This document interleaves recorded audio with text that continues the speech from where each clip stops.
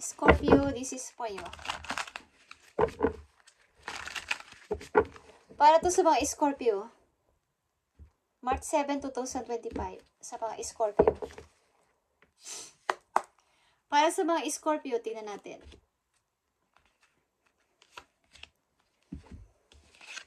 Okay, nandito ang Temperance and Queen of Wands, Scorpio.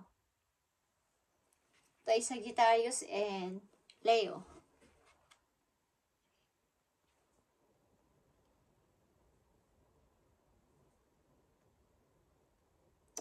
Meron ditong tao na ang haba-haba ng pasensyang ibinigay sa isang tao, but sinayang lang. But nandito pa din yung pagpapasensya. But something na hindi siya yung tao na lalapit, okay, para sabihin niya na okay na ako, okay na tayo, something. Nanatili sa kanyang posisyon as a, kung ikaw ay father o isa kang nanay o mother, is andyan yung pasensya but hindi mo siya kayang sabihan ng okay na ako, okay na tayo. Okay, Scorpio? Tingnan pa natin. Message para sa mga Scorpio. Four of Swords and Two of Cups. Okay. This is Aquarius and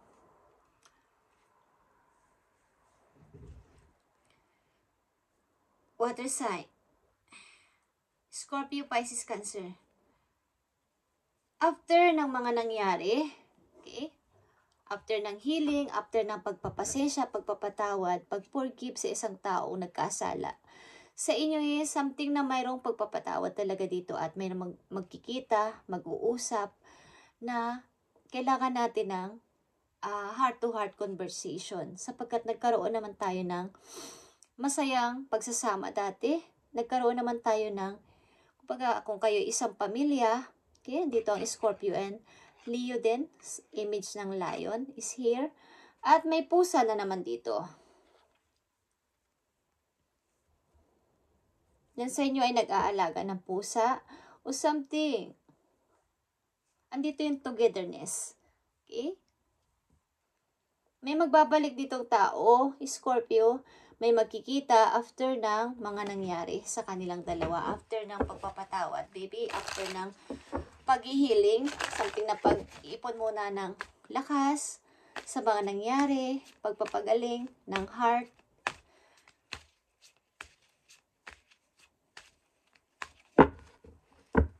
Tingnan pa natin ang message sa inyo, Scorpio. Mga paparating na message sa mga Scorpio. Ace of Swords, clear communication at pagka-survive sa nangyari. Yeah. Five of Pentacles. Kumbaga, meron kayong napagdaanan na isang sitwasyon na kayo ay nakasurvive. Kawalan ng money, pagkakaroon din ng kakulangan talaga. Kakulangan sa budget, kakulangan sa mga taong mag-help sa inyo. Hindi naman kayo basta-basta makahingi ng tulong sapagkat kayo ay nahihiya o something na ayaw nyo makaabala sa ibang tao. But na-survive nyo to ng maayos o napagtagumpayan nyo. Ano mangyayari dito sa dalawang tao mag-uusap? Something na may magbabalik na person para magkaroon ng kapatawaran dito, pagpapatawad sa isa't isa after na mga nangyari na pagsubok. Okay? At sino ang Queen of Wands dito? At Ace of Swords.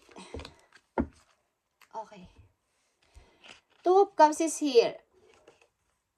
The Hangman. Andun pa din yung pag-stay. Sapagkat kailangan nyo ang isa't isa, okay? Meron pa rin care. Meron pa rin pagpapahalaga sa bawat isa.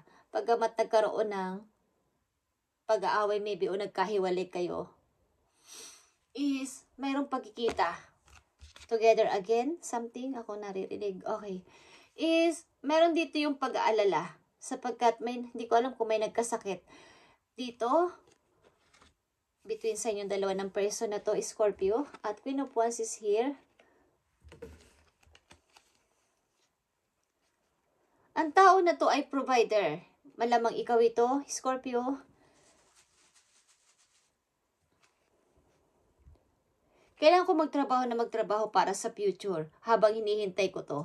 Habang naghihintay ako ng pag-fix o something, pag-aayos ng relasyon na to is kailangan kong patunayan sa tao na to na ako ay may pagmamalaki na someday sa kanya meron akong iipunin o maiipon na.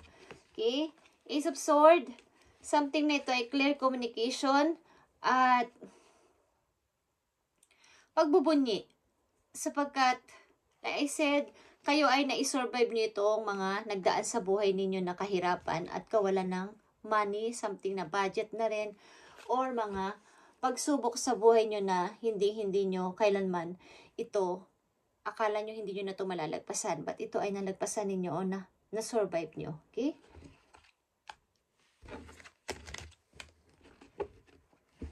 May dalawang tao dito na magtatagpo again, together again, something together again, na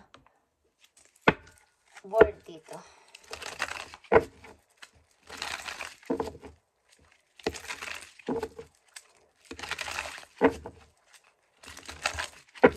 Scorpio, tingnan natin pa ang mga message for you para sa mga Scorpio.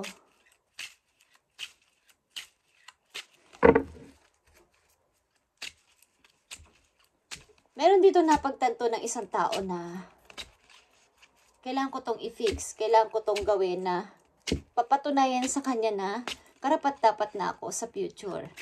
Sa amin dalawa bago kayo magkita ulit. Okay. Kailangan ko patunayan na kaya ko na siyang i-provide something na mayroon dito kung nagpi-fix ng isang relasyon o gustong i-fix ang isang relasyon. Okay, Scorpio. I need 4 messages dito para sa'yo.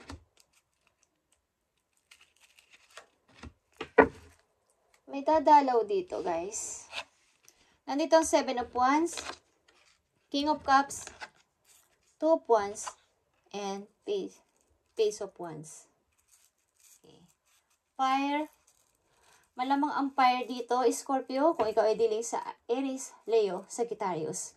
At nandito ang iyong energy, Scorpio energy, is nagpapatunay dito na parang ipinaglalaban mo ang isang tao galing sa malayo. Still holding ka ba? O nag-hold ka, stuck ka sa tao na to?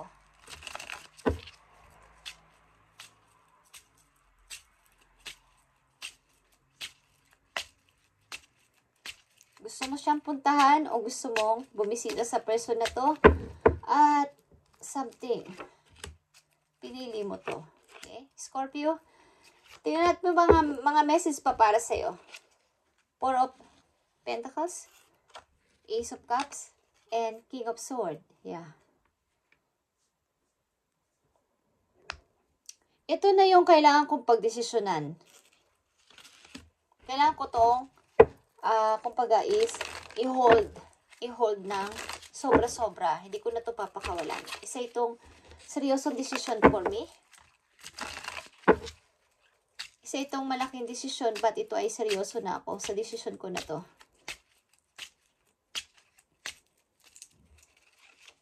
Message for Scorpio. Queen of Cups and 6 of Wands. Ang person na to ang pangarap ko maging ina o ama ng aking magiging mga anak o partner sa buhay. Siya ang aking happiness.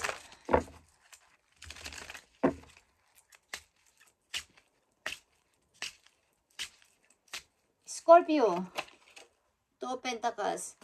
But, may mga konti-kunti man akong pagdadalawang isip is, ito yung pangarap ko. May dalawa pa kayong pinamimili ang tao, guys. Dalawang mahalagang tao sa buhay ninyo, Scorpio.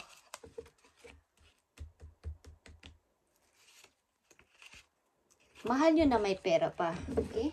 Mahal nyo na may kaya pa kayong i-provide.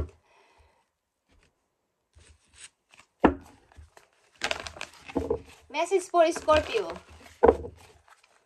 maaring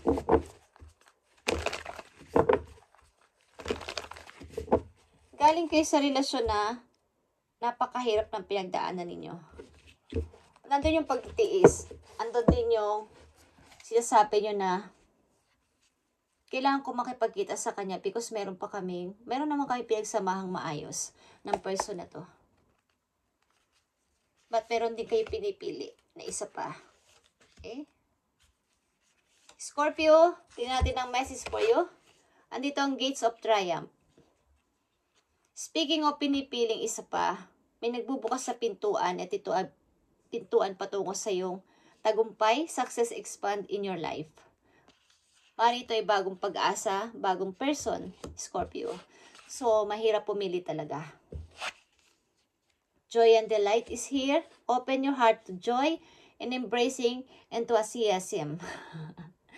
Shout out to the heavens with happiness. Okay, ikaw ay masaya.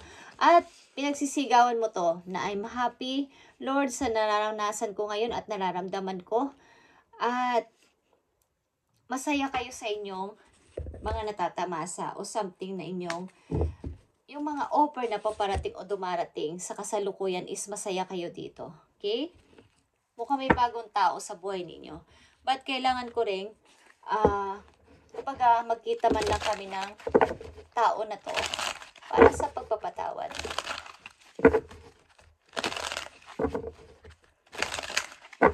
Message for Scorpio.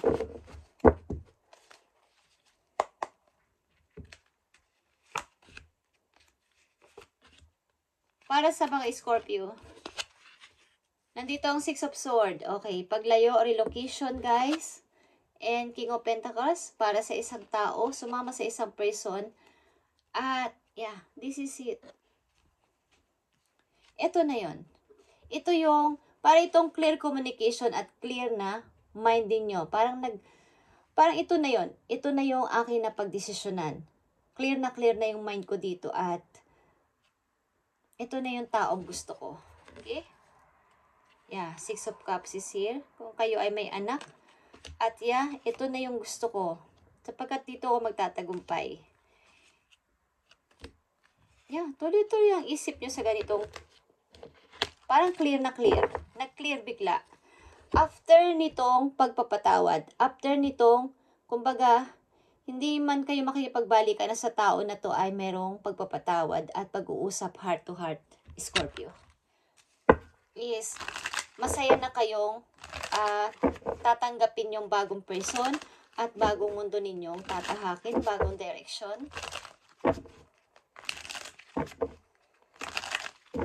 Mukhang mahilig magbigay ng bulaklak ang person na to sa inyo. Message sa mga Scorpio na nandito sa reading, bago itong tao, bagong inyong kakasamahin.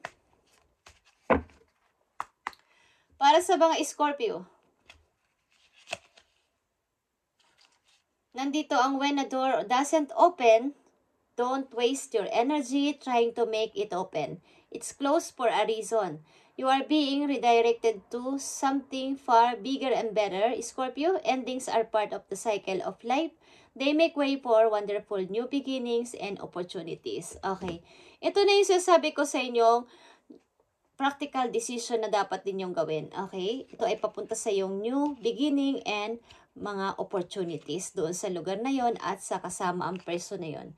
At kumbaga yung dati ninyong karelasyon, tao sa buhay ninyo ay, kumbaga ang relasyon na to ay nag-end na, end of the cycle, at naka-close na ang door na to is, may bago kasi mag-o-open na door para sa'yo at ito ay bigger and better para sa'yo. Ang pagtasara kasi ng isang relasyon o pagtatapos ay part ng ating buhay. So ito ay dapat ninyong tanggapin ng maluwag at ito ang inyong ginawa. Nagkaroon kayo ng clear at clarity ng inyong mind sa bagay na to. Okay? Something na after ng mga pagpapatawad at pagtanggap is nagkaroon kayo ng parang linaw sa lahat-lahat na nangyari is naunawaan ninyo na nangyayaring isang bagay because kailangan mangyari. May bagong paparating at may the best pa para sa akin. Okay. Tingnan natin pang message dito. Yes or no? Message ito, guys. Yes or no message para sa inyo. Para sa mga Scorpio. Message para sa inyo. You can fake it now. What glitters isn't gold. Okay. Ito I know. Ibig sabihin, huwag kayong basta-basta maniniwala sa mga kumikislap-kislap. Okay? Mas paniwalaan nyo yung parang simple lang. Parang simple lang. Hindi kayo pinapakitaan ng mga something gold, something na mga alahas. Yung mga tipong material is magugulat kayo na ito pala ay kung alam nyo lang yung mga tao na hindi sila nagsusuot ng mga mamahaling damit. Sila pa yung may pera, sila pa yung may ipon, sila pa yung maganda ang pamumuhay. Hindi katulad ng mga tao na masadong nagpapakita ng kung ano sa kailang katawan, material na gamit, but puro naman pala sila utang. So, huwag kayong maniwala at masyadong masilaw sa mga kumikistap na bagay at matatamis sa dila. At kumbaga, mahalin nyo ang person na to sa kabila ng siya yung nakikita nyo sa physical, na ganito siya. Huwag nyo siyang uusgahan sa kanyang panlabas na anyo. Okay? Sapagkat doon nyo malalaman na itong tao pala na to ang magbibigay sa'yo ng magandang buhay na hindi nyo inaakala. Okay? Kumbaga yung mga tao na mga babae, almost mga babae na masyadong ma-makeup, doon lang sila maganda because mayroon silang makeup. Hindi nila nakikita yung tunay na kagandahan pag walang makeup. Okay? Na yun ang totoong masasabi na magandang person. Yung walang kolarete sa muka. Okay. So, nagkaroon na kayo ng kaliwanagan dito at ito ay isang practical decision na kayo ay sasama sa tao na to. Relocation ito, guys. Pagsama sa isang tao na alam ninyong makakabuti sa inyong kinabukasan. Okay, Scorpio? Maaaring dito ay may magtatagpo ulit person para sa pag-uusap lang at para itong heart-to-heart conversation na pagpapatawad na rin. Sapagkat meron naman kayong pinagsamahan na maayos dati at kailangan lang dito ay pag-uusap at pagbibigay ng closure sa isang nagtapos na relasyon. Okay. Sapagkat meron kayong maybe